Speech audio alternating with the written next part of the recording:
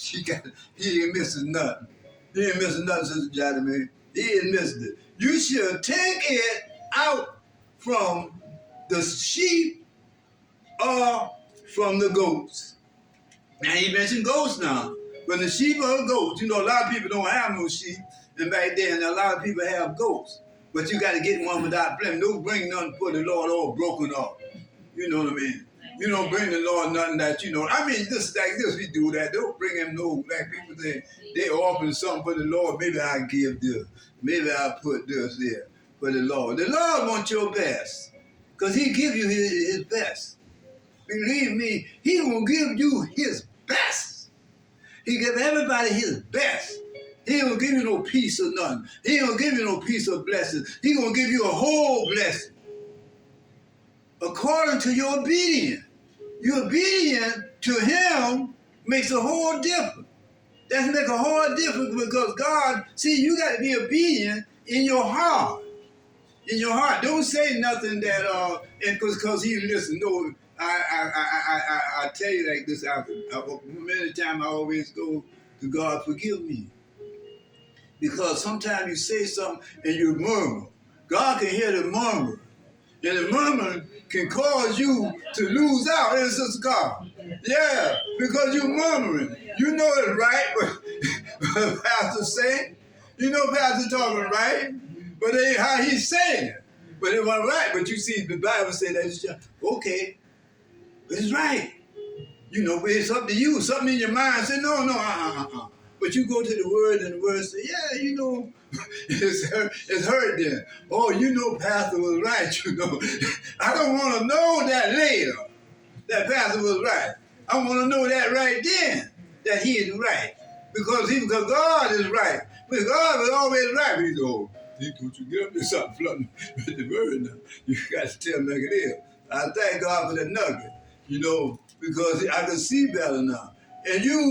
And he said that you should keep it until the 14th day of the same month. Now, listen. See, we always say that when we going through a service or something, that it take a long time. But listen here.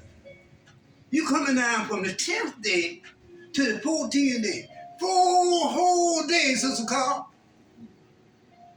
They are obedient to God 4 days. 4 days now. The memorial, he said, you want to keep this now. This is the calendar. This is the Jewish calendar that they have to keep this going on. See, this is a remember for God that brought them out. See, you can't forget that. See, so that's the way that for us to keep our children going on. Our children got to learn where we came from. It's, they're going to say that's old damn days and whatever they did then and they ain't doing it now. But that got them there. Because that got you there. You the one who brought them out. You the one who had them. So, therefore, you got to keep them in line up. They got to be lined up to what God is doing. I have to look back through the Bible here. I don't know. Just want to tear up on me. Pastor said, you ain't got no money in my Bible, no way. Where's yours? I just can't see out of mine. I just can't see out of mine, Pastor. You know what I mean? You understand that. And yours are more, bigger for me to see the words. Right now, that's the eyes thing. But, see, that's the way that he said, obedient. You raise your kids to be obedient to God. Because you obedient to God. But it's, how the children come up with something like this. But it's something that the parents didn't do. See, the parents turn away from the Lord. The Lord never turned away from you. But they turn away from the Lord. When you turn away from God, then you lose something. Then you miss something. If you stop doing it the way the Lord wants us to do it, and then do it our way, then become accustomed to doing it. You'll be accustomed to doing what's wrong. And it seems right, But then according to the word, it's not right. We done got so far away from it. So when we go to it, then it seems like, no, that don't supposed to be there. We skip something. But every tick and every beat of this here, but well, we'll find out that because down the line that everybody didn't obey these orders. Well, somebody gonna lose. Somebody gonna lose some things because somebody gonna mess up. Even Moses himself. We gonna find that Moses, he messed up. Aaron messed up. Moses went to the mountain, that's another lesson, and came down, and look what they did. They had a golden calf, didn't they? The people, they want something that they see, and they couldn't see God. He was going up there with God because God is a holy God. You got to have him in your heart. It's God in your heart, and God in everybody's heart. They're going to be obedient to him, right? You're going to be obedient because he's going to be on your mind every morning. We get up there, before we do anything, we got to thank God for being alive. Or whatever situation that we come into. But we could realize that if we wasn't alive, we wouldn't have been able to see that day. We complain about the day. We complain what we got to do. We complain about how we struggling. We complain about our haves and our haves now. Yes, we do. And I'm talking about myself. You know, I'm human, y'all. I'm just a human and you are. That's right. You know, I aches and pain too. You stay with it, Sister Porterfield. Yes, sir. Yeah, you got to stay with it. You know what I mean? Because we all human. Because he was telling that you take this lamb without blemish, or male of the first year, and you take it out from the sheep or from the goat, and you keep it until the 14th day of the same month. And the whole assembly of the congregation of Israel shall kill it in the evening. Everybody got to kill this lamb same time. We all call now this is what it calls, Sister Carl. That everybody kill this lamb at the same time. We all killing this lamb.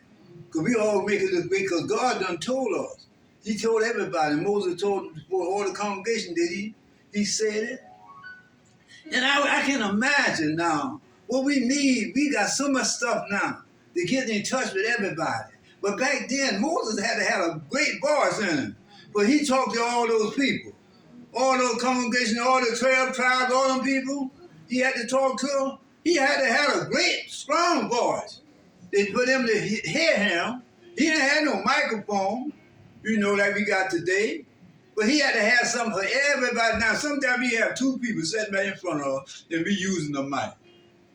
And like they can't hear us. You know, sometimes they do that, right? Am I right or wrong? Y'all know I'm right. Y'all ain't got to agree with me. It's all right. The Lord know I'm right. Because sometimes people just got to have the mic. But they're right there in front of you. But sometimes you got to have that because some people got an ear problem, right? And they can't hear.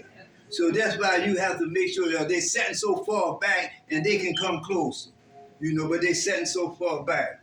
They're doing all that. And he said, you should keep it until the 14th day of the same month, and the whole assembly of congregation of Israel should kill it in the evening. And they should take of the blood and strike it on the two-sided posts. Y'all heard that? You take that blood now from that one that you slain, that one that you killed, take his blood and put it on the two sides of the pole. You know what doorpost is? And on the upper of the doorpost. You got two sides and one up, boom. You know, on that doorpost there. That's a reason.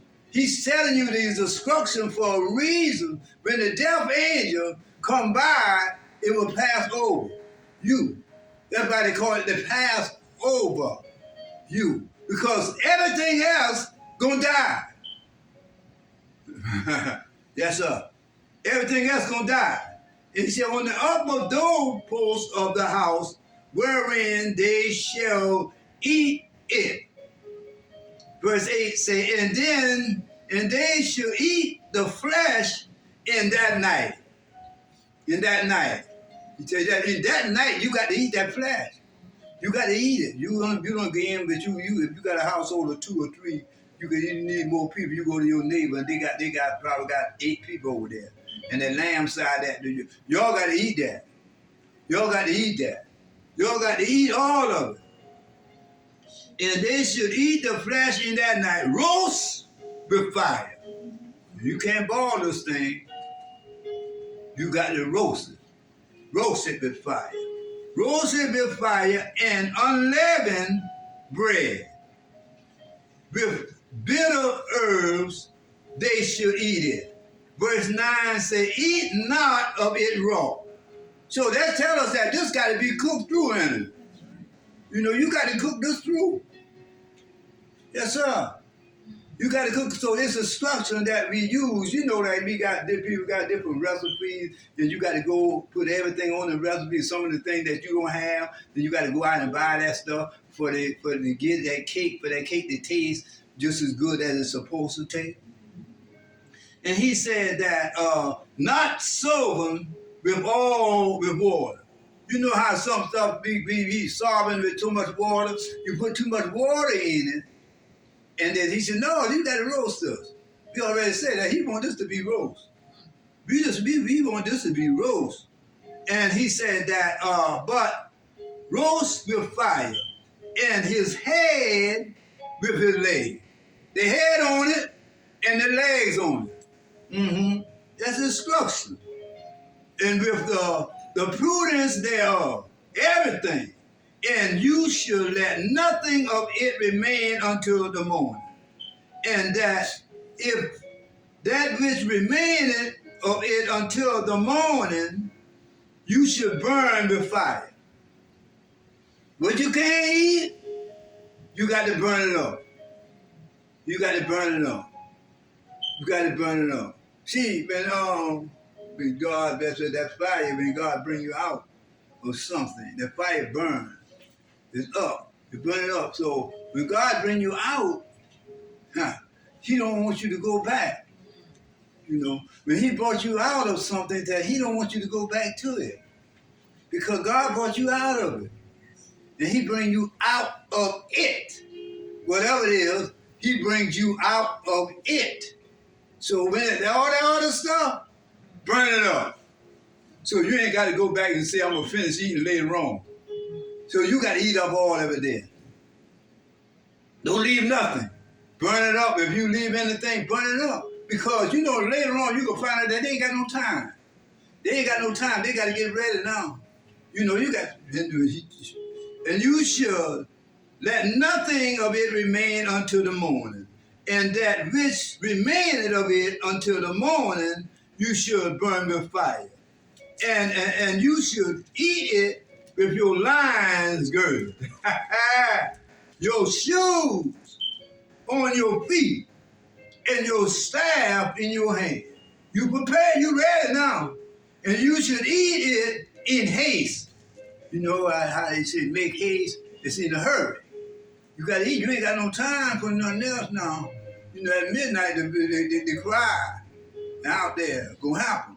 So you got to be done finished. You done finished what you will eat. And this, what happened here. He said that it is the Lord's Passover.